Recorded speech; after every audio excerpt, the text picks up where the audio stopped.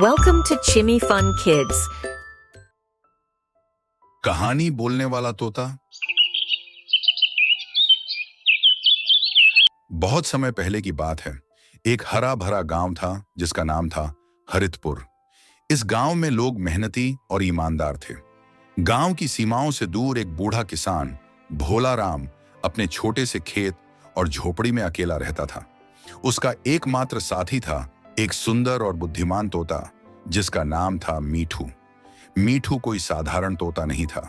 वह बोल सकता था, गिनती कर सकता था और यहां तक कि छोटी छोटी पहेलियां भी बूझ सकता था। लोग कहते थे कि मीठू में किसी जादुई शक्ति का असर है। भोला राम ने मीठू को तब से पाला था जब वह एक अंडे से निकला था। उन्होंने उसे न सिर्फ दाना पानी दिया बल्कि उसके साथ खूब बातें भी की। धीरे धीरे मीठू ने इंसानों की भाषा सीख ली। मीठू हर सुबह सत्यमेव जयते कहकर भोला राम को उठाता और दिन भर खेत में उसका मन लगाता। गांव के बच्चे मीठू से पहेलियां पूछते और वह तुरंत उत्तर देता। एक दिन गांव में एक व्यापारी आया। उसने मीठू को देखा और चौंक गया। उसने भोला राम से मीठू को बेचने की जिद की। मैं तुम्हें 100 सोने के सिक्के दूंगा, व्यापारी ने कहा। भोला राम ने साफ मना कर दिया। मीठू कोई सामान नहीं, वह मेरे परिवार का हिस्सा है। पर व्यापारी जिद्दी था।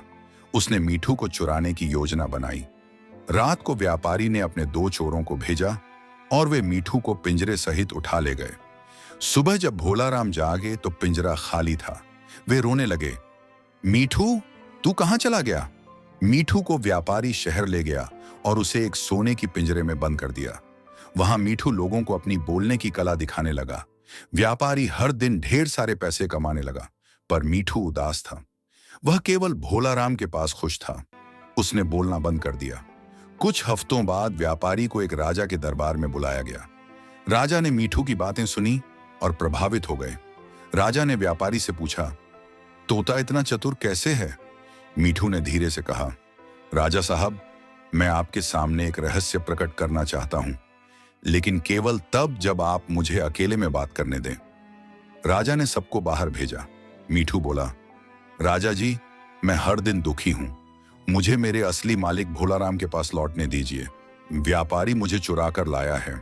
मैं आपको एक खजाने का राज बताऊंगा अगर आप मुझे आजाद करें।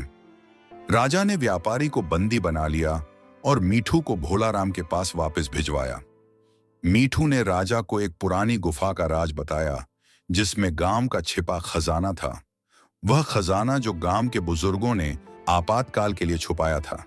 राजा ने वह खजाना गांव के लिए खर्च किया, स्कूल बनवाए, खेतों के लिए पानी की व्यवस्था की और भोला राम को गांव का संरक्षक घोषित किया।